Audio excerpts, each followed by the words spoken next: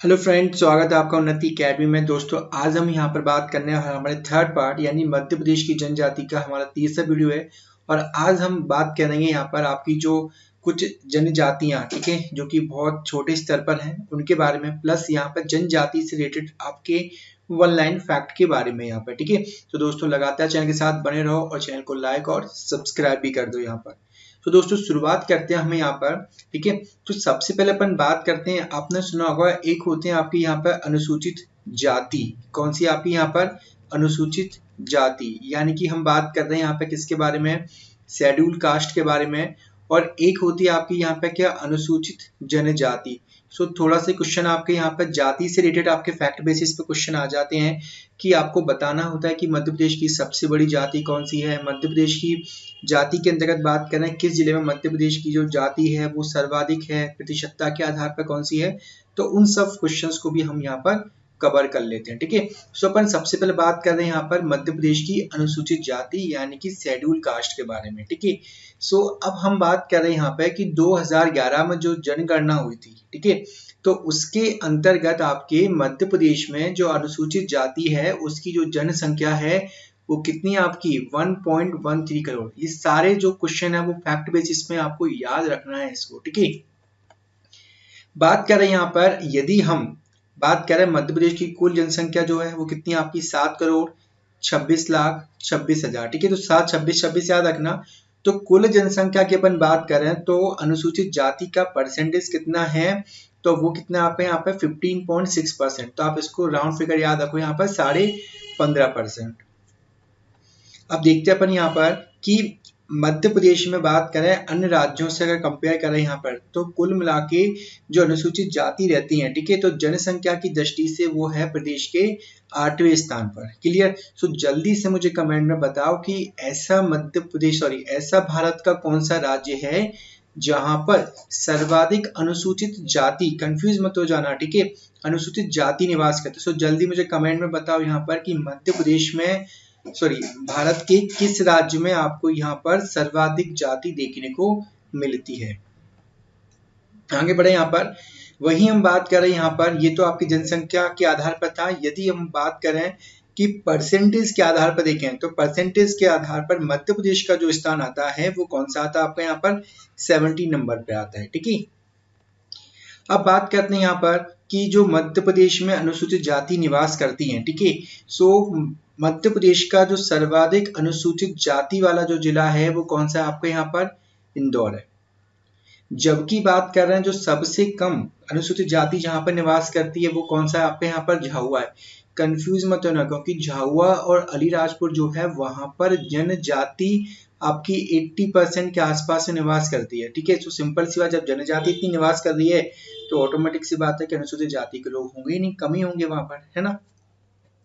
अब देखो, जबकि मैं बात करूं यहाँ पर कि जो आपके शेड्यूल कास्ट हैं यानी कि आपकी जो अनुसूचित जाति हैं उनकी परसेंटेज के आधार पर निकाला है, तो परसेंटेज के आधार पर जो सर्वाधिक जनसंख्या वाला जो जिला है परसेंटेज के आधार पर वो कौन सा है आपका यहाँ पर, उज्जैन। और सबसे कम परसेंटेज जो है वो किसका आपका यहाँ पर, झाबुआ का है। कंफ्यूज मत होना आप लोग यहाँ पर, क्योंकि हम बात कर रहे हैं यहाँ पे अनुसूचित जाति की, ठीक है, हम अनुसूचित जनजाति की बात नहीं कर रहे अभी यहाँ पर आपके। सो आपको याद रखना है कि जनसंख्या के आधार पर सर्वाधिक जो अनुसूचित जाति निवास करती है वो करती है इंदौर जिले में आपके, और परसेंटेज के आधार पर जो करती है वो कहाँ करती है आपके यहाँ पर, उज्जैन में करती है, ठीक है। अब देखें यहाँ पर कि मध्य प्रदेश में जो है आपकी तकरीबन 48 अनुसूचित जातियां हैं जो कि चिन्हित हैं, जिनको सूचीबद्ध किया गया है। सो आपको डायरेक्टली क्वेश्चन याद रखना है यहाँ पर कि मध्य प्रदेश में कितनी अनुसूचित जातियां पाई जाती हैं, तो वो जो है आपके 2011 की जनगणना के अनुसार कितनी आपकी यहाँ पर 48 है।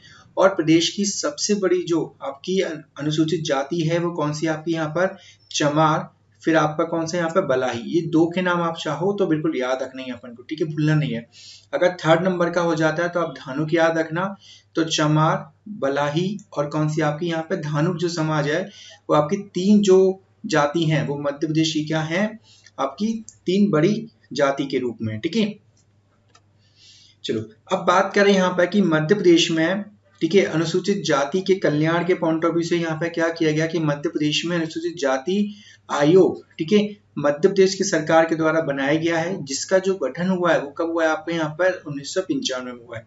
तो आपको सीधे याद रखना है, मध्य प्रदेश सरकार के द्वारा अनुसूचित जाति के साथ जो भेदभाव होता है उसको दूर करने हेतु या फिर उनके कल्याण के पॉइंट ऑफ व्यू से यहाँ पे अनुसूचित जाति आयोग बनाया गया, ठीक है। और कब बनाया गया आपको यहाँ पे 1995 में बनाया गया है। अब इस आयोग में हम बात करें, एक अध्यक्ष होता है जबकि 2 आपके अशासकीय क्या होते हैं आपके सदस्य होते हैं। इससे रिलेटेड हमारा जो टॉपिक है वो हम अलग से डिस्कस करेंगे, जहां पर हम आयोग के बारे में डिस्कस करेंगे। तो ये जो सब्जेक्ट का जो पार्ट रहेगा वो जब हम मध्य प्रदेश की राज्य व्यवस्था पढ़ेंगे, यानी मध्य प्रदेश की हम जब पॉलिटी पढ़ेंगे ना, तब इसको डिस्कस करेंगे, ठीक है।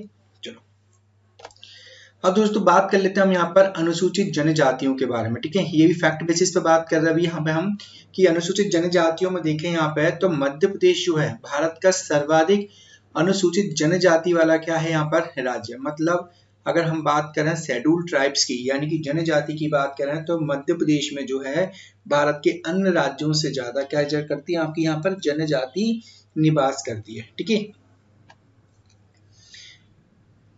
अब बात करें यहाँ पे जो 2011 की जो जनगणना हुई थी उसके अंतर्गत हम देखें कि मध्य प्रदेश में कितनी जो लोग हैं वो आपके अनुसूचित जनजाति के हैं। सो आपको याद रखना है क्या नंबर 1.53 करोड़, कितना आपका यहाँ पर 1.53 करोड़।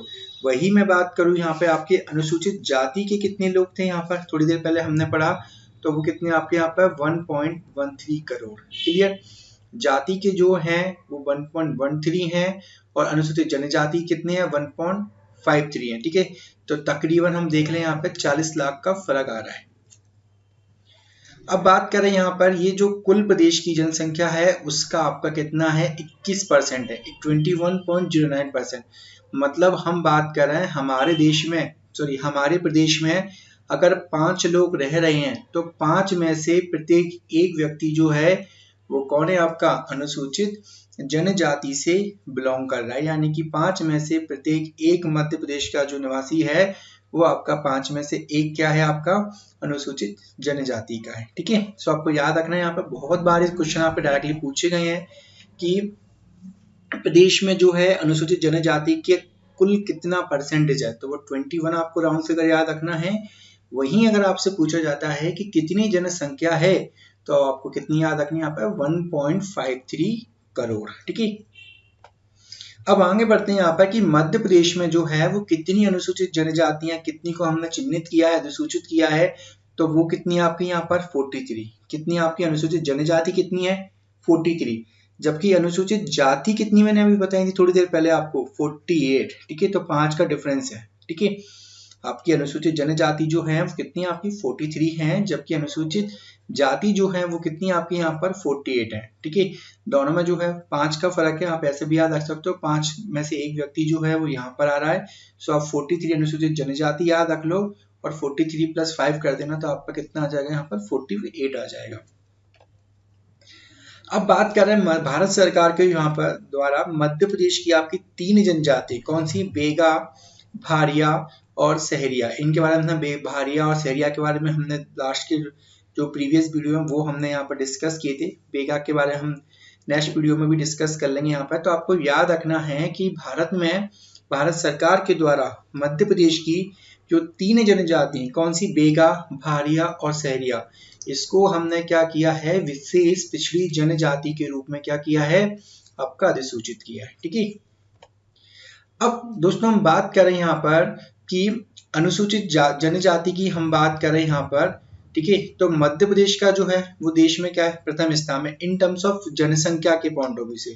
लेकिन मैं बात करूं यहाँ पर कि वहीं हम देखें परसेंटेज के आधार पर तो वो कौन सा पार्ट है आपका यहाँ पर 13वें स्थान पर है। क्लियर, आपका जनसंख्या के आधार पर देखें तो मध्य प्रदेश में सर्वाधिक आपकी जनजाति पाई जाती है, किंतु वहीं हम बात करें यहाँ पर कि परसेंटेज के आधार पर देखें तो 30 नंबर पे आ रही है। अब ये कंफ्यूज मत होना यहाँ पर, ठीक है। परसेंटेज जो निकलता है वो क्षेत्रफल को आधार बनाते हुए निकालते हैं हम लोग यहाँ पर, ठीक है। सो थोड़ा सा याद रखना है आपको यहाँ पर कि पहले नंबर पे हम जनसंख्या के आधार पे आते हैं और परसेंटेज के आधार पे हम यहाँ पर 13 नंबर पे आते हैं। ठीक है, सो मैं अगर बात करूं यहाँ पर कि मध्य प्रदेश के किस जिले में आपकी सर्वाधिक जनसंख्या, ठीक है, जनजाति की पाई जाती है, तो आपको याद रखना है वो कहाँ पाई जाती है, आपके धार में। ठीक है, और भिंड में जो है वो आपकी सबसे कम जनजाति आपकी पाई जाती है।